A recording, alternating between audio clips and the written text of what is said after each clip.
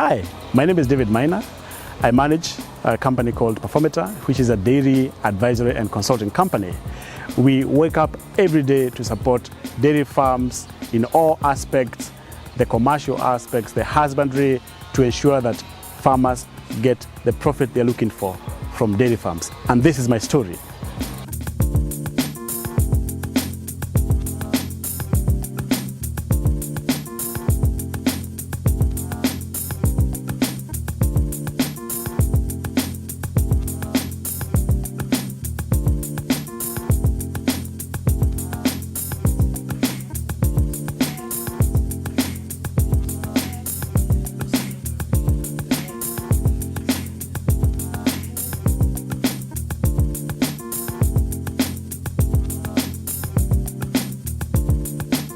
My story is interesting because I work as a dairy expert, but actually my training background is not exactly dairy. I'm actually a business graduate in the undergraduate and postgraduate. But I have experience in dairy in practice in terms of supporting farms. And this began about 10 years ago. The last place I worked in an NGO was actually a position where I'm supposed to support dairy cooperatives in their work of collecting milk from many farmers and organizing their business with a processor so that a cooperative can be profitable. So I actually didn't have a lot of experience working with the more commercial farmers. But then while I was in that organization, a lot of communication would be seen coming from potential investors who want to go into dairy, not in the small holding level as we know it, but bigger commercial farms, asking a very specific question. Can you help me set up a farm? Can you help me with the cow barn designs? Can you train my manager? Can you train me to understand dairy? Can you support me with a management software? All those questions of somebody who is telling you basically, I have been to the government office and I couldn't get the help I'm looking for.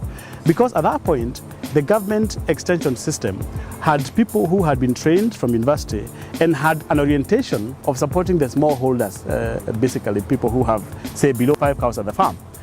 But if you begin going to 10 cows, to 50, to 100, then you had a problem. Because then you have gone beyond what they're used to, what they're trained in. So they were looking for that kind of help. And I would say, because I have this entrepreneurial mind, I began to think, what if we set up a structure? What if we set up a company, a private company, that can be able to respond to these needs? What would we need to do? First of all, I am familiar with the sector, and two, I would now have to have a people who are also trained in dairy knowledge beyond what the smallholder requires. And the whole idea of setting up a company that can respond to these needs of these potential investors in commercial level dairy is how Profitably was birthed. Getting into the dairy and working with the farmers, we perhaps had no idea what kind of work would be placed on our tables. Because we went in to support farmers to start up, but we found a lot more farmers who had begun and had struggles running their dairy. So here we have now two different kinds of clients. One is starting, and they're happy to have somebody who can handhold them. And the other one has a dairy farm, which they think should be doing better than it is doing.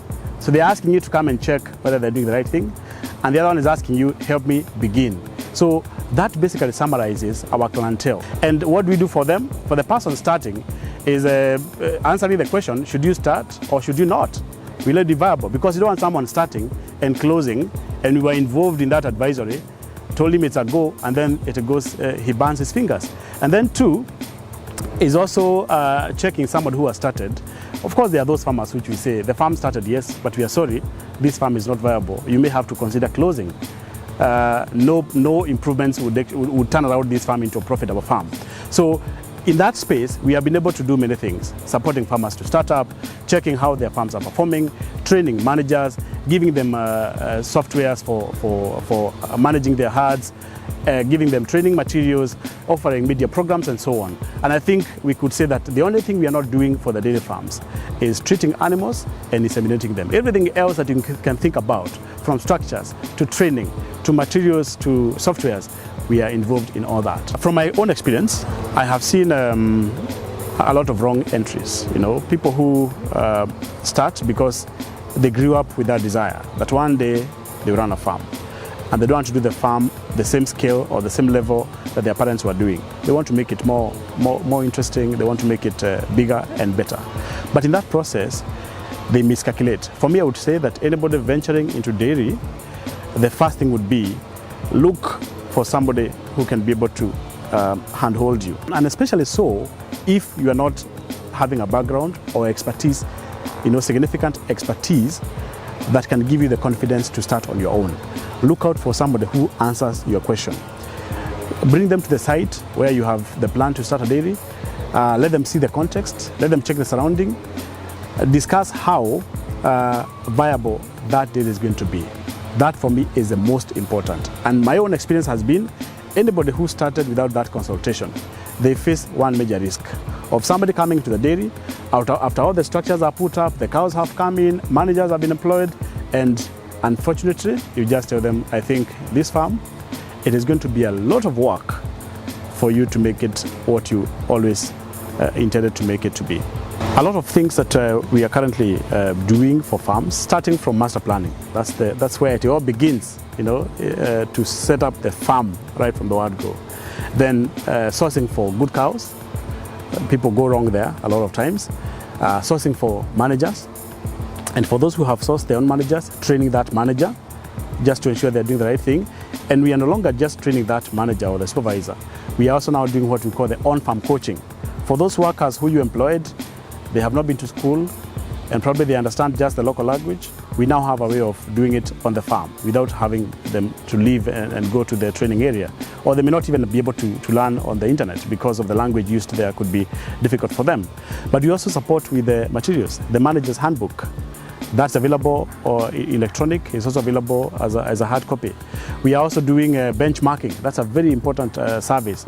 It's actually a meter that comes to your farm to be able to check the efficiency and the optimization of every activity that you're doing, from rations to the condition of the cows to the skills of the manager. Actually, we have 14 areas that we check it's a whole day activity checking. How is every activity happening in this area? And then finally, the financial assessment. If everything is going well, now let's go to the numbers. Is this farm making a profit? Could you now disclose your sales and your expenses? And you can be able to give a direction. Where are we going? How do we reduce the cost? How do we increase the revenues?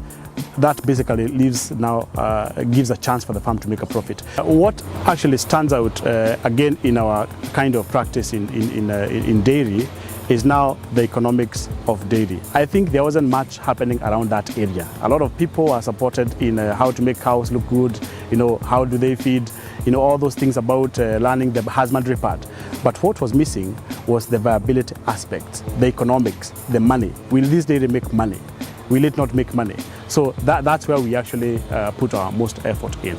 I would like to summarize our work in two statements to be able to explain the kind of challenges that I see in the space that we work in. One, people doing the wrong thing.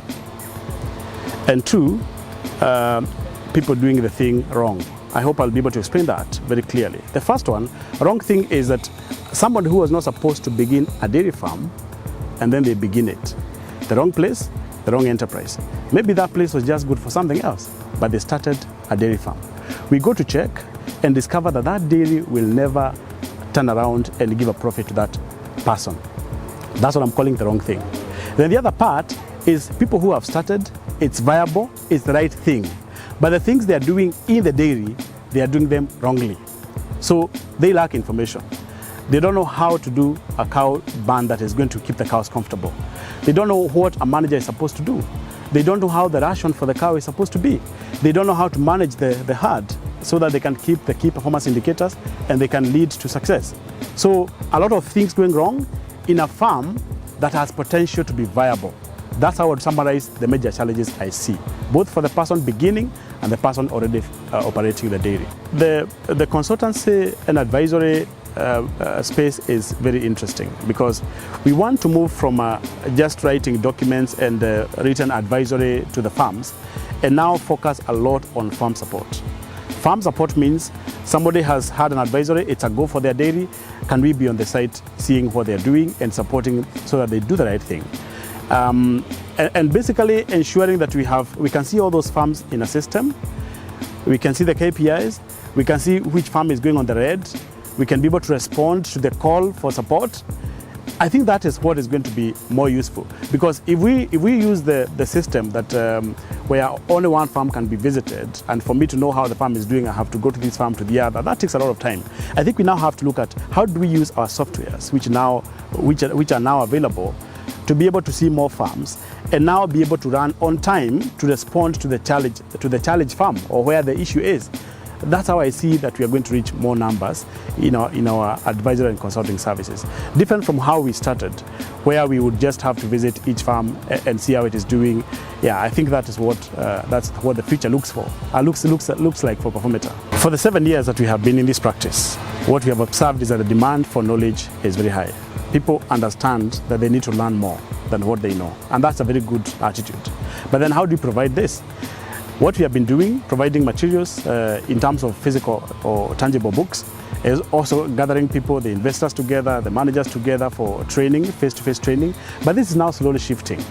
And I think the factor of COVID-19 has also influenced this, that people want to meet less, and that is basically a regulation, as part of the control for the pandemic. And therefore, how do we avail all this information in a way that people can still access the information without having to meet? So that is the space that you're going into. And if you look at the people we reached last year, it's about 106 people who attended the physical academy. But just by putting those lessons online, we have had more than 10,000 people visiting, the ones that are free, and also the other ones that are being charged, which means that we can reach a lot more people and have this as a digital form of extension that can reach people beyond our country and wherever else that people can be able to access them. That's our new thinking about where the extension is going and how we can make a contribution as a consulting company into the knowledge world of dairy.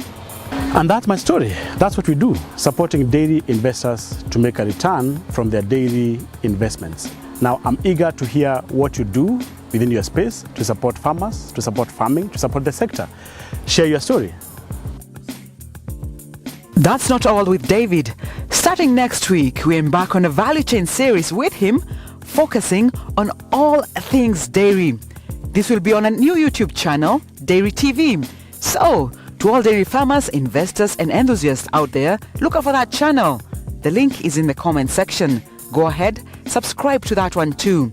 It's going to be very insightful. Until then, let's keep farming.